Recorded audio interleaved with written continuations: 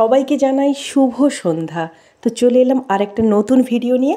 আর আজকের আমার রেসিপিতে রয়েছে ফ্রাইড রাইস আর চিকেন কষা। দেখতে পাচ্ছেন আমি চালটাকে একটু ভিজিয়ে নিয়েছি, এটা আমি বাসমতি রাইস নিয়েছি। আর কিছুটা পরিমাণ মাংস ধুয়ে নিয়েছি। আর রান্না করার জন্য সমস্ত উপকরণ আমি গুছিয়ে নিয়েছি, কিছুটা পরিমাণ কাজু কিশমিশও আমি নিয়ে নিলাম। তারপর আমি হাঁড়িতে জল গরম করতে দিয়ে দিয়েছি। জলটা গরম হয়ে এলে আমি কিছুটা সাদা তেল আর গোটা গরম মশলা ওতে দিয়ে দিলাম।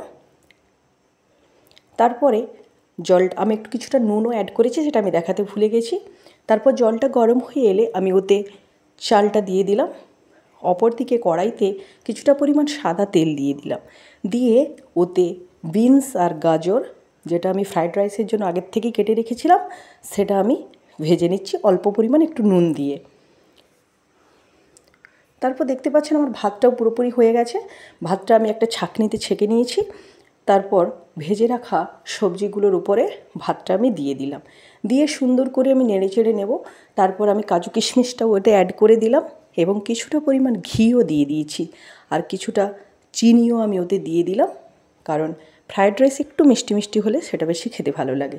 তো দেখতে পাচ্ছেন আমার ফ্রায়েড রাইস পুরোপুরি রেডি হয়ে গেছে। আর অপর দিকে আমি চিকেনটাও মশলাটা কষিয়ে চিকেনটাও আমি কষাতে শুরু করে দিয়েছি।